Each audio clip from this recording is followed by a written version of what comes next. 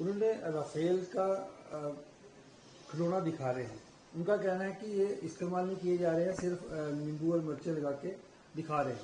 देखिए, कांग्रेस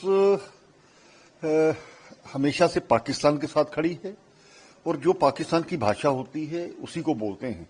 इससे पहले भी मणिशंकर अय्यर और लोग भी इस प्रकार की भाषा का प्रयोग कर चुके हैं। हाल ही में चरणजीत चन्नी ने भी इसी प्रकार की बात की है।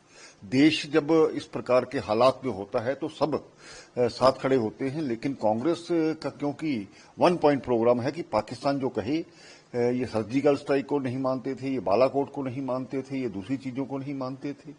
अब इस प्रकार की चीजें करना, भारत में एक मजबूत सरकार है जिसके कारण से पूरा विश्व भारत के साथ खड़ा है और पाकिस्तान को हमने घुटने टेकने पर मजबूर कर दिया है।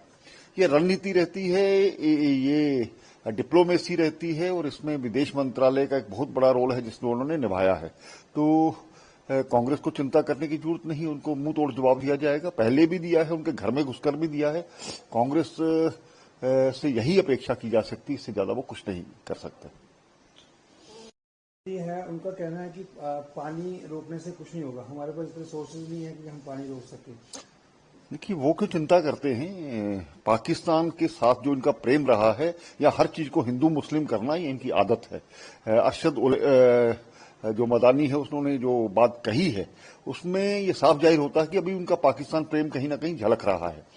हमने अपने दुश्मन का पानी रोका है, ना कि हिंदू मुसलमान इसमें किया है। उसने जब उस पर तो कोई नहीं बोलता, जब लाशें बिछी थी, उनको मारा गया, हिंदुओं को एक एक देख करके धर्म पूछ करके मारा गया, उस पर ये कोई टिप्पणी नहीं करेंगे। लेकिन जब पानी रोकते हैं तो पाकिस्तान के साथ इनकी भी सांस रुकने लगती है। इसी कारण से ये इस प्रकार की बातें, इस वक्त इनको चुप रहना चाहिए, क्योंकि इस प्रकार के जो एलिमेंट्स हैं वही देश में खराबी कर रहे हैं।